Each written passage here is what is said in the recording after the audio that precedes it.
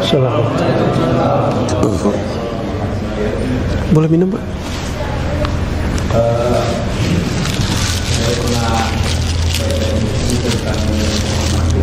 Nur Muhammad, pakai inilah. Buku tentang Nur Muhammad itu yang isi di awalnya saya baca, sahabat Rasulullah Abu Bakar, Umar, Utsman, Ali itu tercipta juga dari keringat Nabi Muhammad di saat dipandang oleh Allah Subhanahu wa Ta'ala. Jadi di dalam kajian kuliah yang saya buat di YouTube itu belum ada saya dapatkan keterangannya, mohon dijelaskan kuliah. Kemudian izinkan kami yang di sini, yang di kampung ini khususnya, kan untuk ngaji bareng kuliah kan agak susah. Ini alhamdulillah malam hari ini bisa 2 hari kan. Izinkan kami untuk menjadi murid kuliah, walaupun nanti juga melalui YouTube. Terima kasih. Assalamualaikum warahmatullahi wabarakatuh. Sama-sama belajar kita, Pak. Ya. Saya kan juga dapat ijazah ilmu dari Buya Ali Syarbaini juga. Ya, saya dapat ijazah juga. Jadi saya murid orang Kampar juga saya. Tadi kita ziarah ke Buya Ali Syarbaini Al-Khalidi. Ya, beliau ada Al-Khalidinya di belakang kanan, Naqsyabandiyah Al-Khalidiyah. Ada kajian, itu kajian di kitab-kitab lama sebenarnya. Jadi ini bukan kajian tinggi-tinggi amat, tapi tinggi. Tinggi amat enggak, tinggi iya. Mau jadi orang yang tinggi enggak ilmunya? Mau dibawa-bawa terus? Saya enggak jawab. Mau agak tinggi dikit? Oke, ya. Allah itu menyebut dirinya Nur. Apa Nur Allah itu? Nur Muhammad. Gitu. Maka dari nur itu Allah ciptakan alam semesta. Maka disebut Allahu nurus samawati wal ard. Allah lah, kalau saya terjemahan saya, Allah lah sumber cahaya alam semesta. Paham? Ya. Dari nur apa? Itulah yang dikatakan oleh Sidi Ahmad bin Idris Al-Idrisi, itulah Nur Muhammad sallallahu alaihi, dikasih nama. Nur Muhammad itu ya Nurullah. Maka sebutan kita Ahad, Allahu Ahad, apalagi Muhammad Rasulullah, biasa kan? Tapi kita juga sering menyebut Muhammad Nurullah, Muhammad Habibullah. Kenapa? Itu ada makna panjang itu. Muhammad Nurullah, itulah Allahu nurus samawati wal ard. Maka tidak ada tercipta alam semesta ini kecuali dari nurnya Allah Subhanahu wa ta'ala. Dan nur itu dikasih nama oleh para ulama. Itu penamaannya ulama. Nur Muhammad sallallahu alaihi wasallam. Jadi kajian Nur Muhammad kajian bid'ah. Penamaannya baru. Kalau ilmu hadis kenapa boleh menyebut nama baru? Ada nggak di masa Nabi istilah sahih, hasan, dhaif? Ada nggak? Gak ada? Yakin? Beneran? Tuh gak yakin juga kan? Emang gak ada. Karena tidak ada ulama ahli hadis berijtihad, berpikir, meras kepalanya supaya keluar nih istilahnya apa nih. Hadis dari Nabi marfu, dari sahabat mauquf, dari tabi'in maqtu. Itu istilah-istilah yang dimunculkan oleh ulama setelah Nabi. Lalu kenapa ulama ahlullah, ulama ahli zikir, ahli ma'rifat gak boleh kasih istilah? Jika Allah menciptakan alam semesta ini dari nurnya, dan nurnya itu bernama Muhammad, Nur Muhammad. Abu Bakar, Umar, Utsman, Ali bagian dari nur itu gak? Ya sama. Pancaran itu, percikan itu semua. Alam ini percikan itu semua. Dengan kunnya Allah terjadilah alam semesta. Allah berkalam nih, kun, jadilah engkau ada. Ada dia jadi.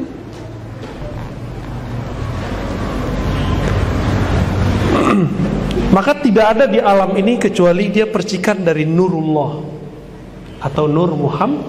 Ini semuanya, Pak. Kalau ada di alam ini yang tidak tercipta dari Nurullah, bukan dari cahayanya Allah. Berarti ada pencipta selain Allah. Terus iblis di mana? Iblis bukan cahaya, tapi bayang-bayangnya. Kalau bayang gelap nggak? Gelap. Nah, itulah di iblis tuh. Iblis itu bayangannya, makanya digelap. Karena gelap, waktu Allah mengatakan alastu bi rabbikum, ayatnya jelas. Jadi kita nggak keluar dari ayat. Bukankah aku penciptamu, Rabbmu, Tuhanmu? Apa kata semua ruh? Bala syahidna, kami menyaksikan ya Rabb. Semua ruh, hatta rohnya iblis. Cuma iblis tidak menyaksikan Allah, yang disaksikan dirinya sendiri. Itu yang nggak dibahas, itu di tafsirnya ahli ma'rifat. Tafsir bisa jadi salah, bisa jadi benar. Cuma saya cenderung mengatakan itu benar. Ya. Jadi di mana nih nurnya? Ini nur sudah ada dari nur Nabiullah Nabi Muhammad sallallahu alaihi wasallam. Apa dalil lainnya? Dalil yang sudah sering saya bacakan. Kuntu nabiyyan, aku sudah diangkat jadi nabi. Wa Adam munjadilum baina ma'in wa tin. Adam masih tanah. Adam masih belum ada, aku sudah jadi nabi. Hadis Imam Hakim, hadisnya disahihkan oleh beliau, cuma didhaifkan oleh orang yang tidak bermakrifat. Ya, mereka nggak suka hadis-hadis begini, senangnya hadis-hadis yang lain. Padahal ini hadis juga. Dicari-carilah kesalahan hadis ini. Ya, aku sudah jadi nabi, Adam belum ada. Itu namanya apa? Ahmad. Disebut apa? Ahmad.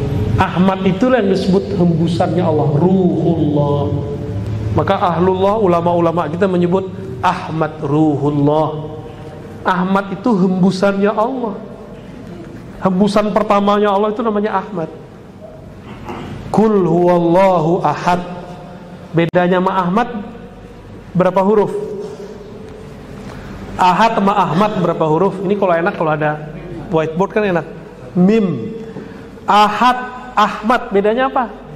Mim doang, Pak.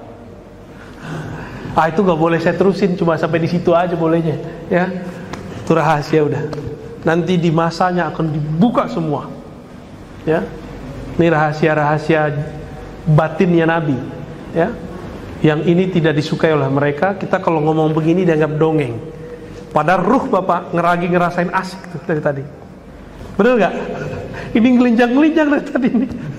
Ini kalau mau dia nangis, teriak-teriak kalau mau ini. Tapi karena kolbunya sudah dikasih zikir kolbu, bisa nahan. Kalau enggak teriak-teriak, Pak. Ada saya ketemu orang teriak kalau saya ngaji. Allah gitu. Bukan satu dua, banyak tempat. Girang, kayak orang nonton bola, bolanya mau masuk, teriak dia. Kalamnya mau masuk ke kolbunya, teriak dia. Jadi kita ini itu semua percikan dari sana, dari nurullah, cahayanya Allah yang disebut Nur Muhammad. Adapun hadis tentang Nur Muhammad selain yang saya sebutkan tadi memang bermasalah.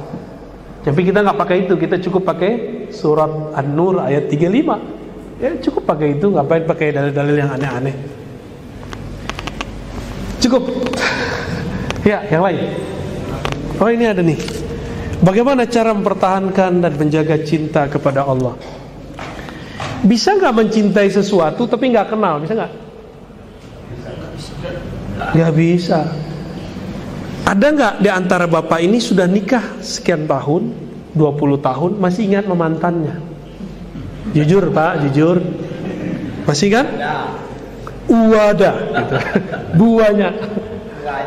Banyak. Apalagi ibu-ibu kan kolbunya lembut. Teringat sedikit yang mirip sama mantan, nangis ya. Pada senyum-senyum. Kata Majnun, melihat dinding rumah Laila pun sudah membuatku lepas rinduku. Melihat jalan ke arah rumah Laila pun sudah melepas rinduku. Bener, orang kalau lagi cinta sama seseorang nih, nyari tahu kampungnya di mana, jalannya di mana, kalau perlu tahu gangnya, ngeliat gangnya aja udah seneng. Kita juga ngalamin begitu dulu ya. Sama lah. Masih inget gak sama orang-orang yang dulu kita suka? Suka setelah kenal atau sebelum kenal? Setelah kenal. Minimal kenal mukanya walaupun belum kenal namanya. Bener ya? Pertama seneng dulu nih, siapa sih nih? Cari tahu namanya. Disitulah ilmu nama itu penting. Orang jatuh cinta aja cari nama. Masa cinta sama Allah gak cari nama? Namanya Allah apa? Allah. Kalau dulu kita jatuh cinta, mau tidur ke sebut-sebut namanya. Namanya apa? Susi, sosis. Mau tidur tuh. Jadi nafas naik turun tuh kayak nyebut nama dia. Tidak jarang bercermin di depan cermin, yang kelihatan pertama muka dia, bukan muka kita. Berarti kita bercermin bukan dengan mata ini, tapi dengan mata cinta. Bukan mata batin. Baru mata cinta itu udah gelombang otaknya sudah beda. Jadi gelombang otaknya cuma melihat ada dia. Siapa tadi? Susi. Saya pernah ngalami begitu, Pak. Pas kita bercermin, yang kelihatan bukan muka saya, lo muka dia yang pertama kelihatan. Lama itu kita giniin mata baru berubah. Bisa begitu orang lagi jatuh cinta. Dulu zaman-zaman masih jahiliyah. Sampai sekarang mau udah gak jahiliyah sama. Orang namanya cinta, mau jahiliyah gak jahiliyah sama. Oh, yang saya suka bercadar. Pasti antum penasaran dalam cadarnya. Ya gak? Nanti seneng lihat siapa aja yang bercadar, seneng. Begitu emang. Mulai kita menyamakan frekuensi sama dia. Kalau dia senangnya putih, ya pakai baju putih ya dekat dia. Kalau dia senangnya beraki-aki uhti ah. Kalau dia pakai brosis, pakai brosis. Emang begitu. Itu namanya taqarrub, mendekat, PDKT. Paham maksud saya dari tadi? Ini cerita ini bukan basi, Pak, bukan saya ngomong sembarangan, kita lagi menghantarkan. Kalau kita cinta kepada Allah, mau tidur namanya pasti naik turun. Allah. Pasti begitu. Bismillah, dengan namamu ya Allah, izinkan aku tidur. Pasti begitu. Gak ada orang kalau cinta Allah gak begitu. Kalau kita kan cintanya handphone. Handphonenya milik Amerika Cina lagi. Apple, iPhone, Samsung, ya gak? Samsung Korea ya? Oppo, wah, katanya anti Cina, ya gak? Tidurnya mah barang dari sono. Berarti cinta sama sono? Gak juga kan? Maka bersihkan itu dengan nama Allah. Allah. Siapa yang zikir sebelum tidur, nyebut sehingga dia tertidur dalam nama Allah, bangunnya pun dalam nama Allah. Pasti itu. Kalau antum nih tidur sambil nonton, bangun tidur, loh mana film tadi, ya kan? Tidur nonton YouTube, pegang handphone, bangun tidur nyari handphone gak? Nanti kita mati itu kan tidur. Karena kebiasaan buka handphone, buka TV, pas mati nyari TV. Mana remote mana? Depannya mungkar nakir. Digebrak langsung. Nyari handphone, mana handphone saya? Udah gak ada lagi, udah masuk kubur. Jadi orang masuk kubur itu dia gak sadar sampai ada mungkar nakir. Jadi orang masuk kubur, mau dia wali, mau dia syekh, mau dia mursyid, mau dia orang awam apalagi, bangun tidur dalam keadaan mati, itu dia ngerasanya, loh kok beda ya? Aneh aja dia ngerasa aneh. Lagi penyesuaian aja, Pak. Kayak kita dulu masa kecil biasa tidur di rumah, sekarang tidur di rumah orang. Pernah gak ngerasa aneh? Nangis tengah malam? Nangis tengah malam. Saya ngalamin hal yang sama. Berarti sama tuh kita. Antum tidur, pegang handphone, bangun-bangun bukan di rumah kita yang kita tempati itu, tapi rumah yang belum jelas, alam barzakh. Masih mau tidur pakai handphone. Handphone kalau mau tidur ditaruh, kecuali nonton kajian boleh lah ya. Wah, ngaji Marifatullah udah saya dengerin deh. Sehingga pas bangunnya pengen ngaji lagi. Emang beneran begitu? Nggak yakin juga. Gimana cara cinta kepada Allah? Orang cinta itu kenal, orang kenal itu pasti menyebut-nyebut namanya, pasti mengingat-ingat sifatnya, diingat-ingat kesukaannya. Maka orang kalau cinta pasti suka ngasih hadiah, benar gak?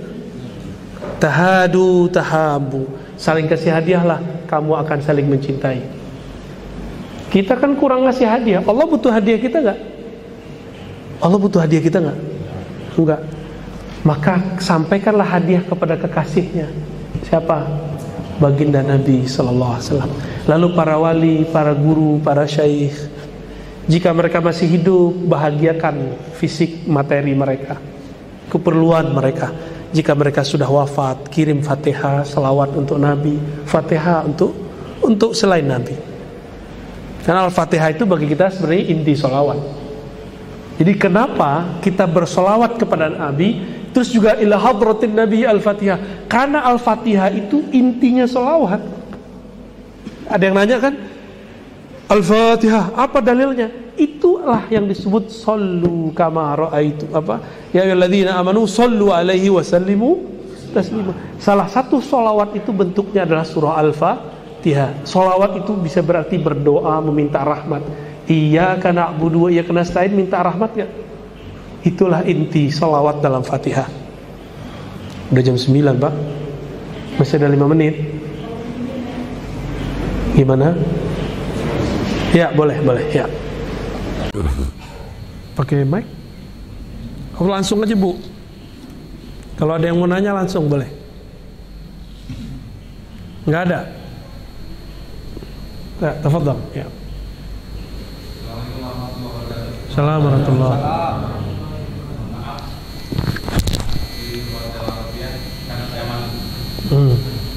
Jika zakarna lain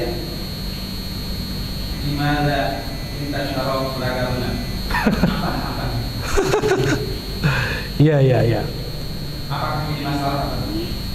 Itu normal namanya. Ya. Antum normal deh, Bashar. Kalau enggak malah saya curiga. Ya, antum nggak apa-apa. Alhamdulillah. Udah, ada yang lain? Itu normal Tat ya. Enggak mafi muskilah ya. Ada yang mau tanya lagi cukup? Ya. Loh, borong nih. Di dalam kitab Rasul ya ada ala Rasulillah, ala yad Rasulillah. Di dalam surat dalam Al-Qur'an ada beratnya. Apakah Yasin dan nama Rasulullah dan doa itu di dalam Rasulullah? Ya, bagus. Kita biasa sholawat Al-Badr. Salatullah salamullah ala Yasin Habibillah. Salatullah salamullah ala Toha Rasulillah. Yasin dan Toha. Jadi dulu pernah waktu ada acara MUI di suatu wilayah, ada ulamanya ngomong begini, ini tuh huruf muqatta'ah, hanya Allah yang tahu, gak usah cari tahu. Ini membahas-bahas begini, ini mencari tahu yang gak tahu, ngotot gitu. Saya lihat gelarnya doktor, profesor lagi. Berarti profesor doktor saja itu nggak baca kitab tafsir Ibnu Katsir yang cuma 4 jilid. Gimana kalau gelarnya cuma SAG dan LC? SAG sarjana agama, bukan alam gaib kan? S1, LC juga S1 bachelor kan? Ini doktor aja nggak baca Pak, nggak mau baca dia. Gimana ceritanya nih? Coba baca antum melihat. Ternyata di tafsir Ibnu Katsir disebutkan Yasin, qila ada pendapat, ada riwayat annahu min asma'in nabi, annahu ismun nabi. Ini nama Nabi sallallahu alaihi wasallam. Maka orang-orang tua dulu kalau baca Yasin, itu dia berhenti bentar sallallahu alaihi wasallam. Benar enggak? Masih ada orang begitu. Orang jadul itu ya. Ternyata ilmu-ilmu jadul itu sahih. Toha juga sama. Tapi itu nama-nama yang Allah taruh di dalam diri Nabi. Ya, Allah taruh di dalam diri Nabi, disembunyikan dalam awal-awal surat. Dan hebatnya satu nama Nabi itu satu ayat. Canggih nggak? Satu nama Nabi itu satu ayat. Toha, satu ayat, 2 huruf doang. Yasin. Ajib nggak Rasulullah itu? Ternyata Rasulullah jangankan nama Nabi, beliau itu adalah Al-Quran. Khuluquhul Quran. Akhlak beliau itu Quran. Al-Quran itu isinya rahmat. Bismillahirrahmanirrahim. Rahim. Allah mengatakan, aku utus engkau wahai Muhammad rahmatan lil alamin. Maka yang disebut-sebut Allah dalam Bismillahirrahmanirrahim itu Nabi Muhammad juga. Itu. Maka berkirim cintalah ke Nabi Muhammad. Banyak-banyaklah salawat kepadanya. Pelajari. Karena kita tidak bisa mengenal Allah langsung. Kenalilah Nabi Muhammad. Maka ma'rifatullah bima'rifati nabiyina Muhammad. Jalan mengenal Allah cuma dengan mengenal Nabi Muhammad. Qul in kuntum tuhibbunallah fattabi'uni. Jika engkau cinta Allah, ikuti aku, pelajari aku, masuklah jalur pintuku, pintu Nabi Muhammad SAW. Bukan cuma dengan berpakaian tertentu, berpenampilan tertentu, tapi keruhaniannya, spiritualnya. Kira-kira begitu. Udah jam 9? Cukup? Wah, oke. Netizen. Assalamualaikum ya, bagaimana orang-orang yang meninggal di akhir hayatnya mengucapkan Allah, Allah, apakah juga tidak masuk surga? Pertanyaan kedua, kenapa Nabi SAW bersabda barang siapa di akhir hayatnya mengucapkan 2 kalimat syahadat maka dia masuk surga, sedangkan beliau di akhir hayat mengucapkan mati. Pinter. Yang nanya nih pinter nih ya. Yang nanya Ustadz bukan? Ustazah kali ya. Kalau ada orang mati baca Allah, Allah, itu dalilnya mana? Dalilnya kul huwallah. Berarti bener gak? Matinya husnul khotimah gak? La ilaha illallah itu intinya di mana? Allah.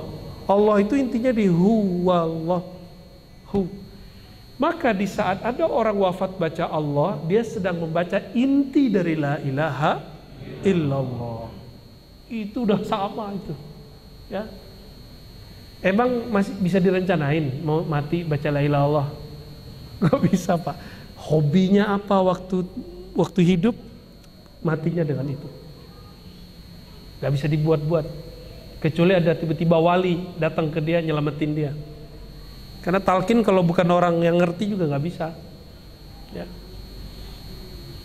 Dan itu Imam Shibli, muridnya Imam Junaid, mengajarkan itu. Apa kata Imam Shibli? Aku lebih memilih baca Allah, Allah sebelum wafat. Karena khawatir pas meninggal baca la ilaha. Gitu. Tapi bagi imam-imam kita belakangan nggak masalah. Antum nih wafat baca la ilaha, di qalbu kan sudah illallah. Dalilnya apa? Ayat kursi depannya Allah atau la? Allahu la ilaha illahu. Jadi sebelum baca la ilaha illallah, isbatkan dulu Allah di qalbu. Mantapkan dulu, terima dulu Allah di qalbu, baru baca la ilaha. Nah, ini kebuka juga nih yang kata-kata yang tadi. Tapi baru sedikit yang kita buka. Tekniknya gimana? Datangi mursyid, ambil ilmu darinya, ya.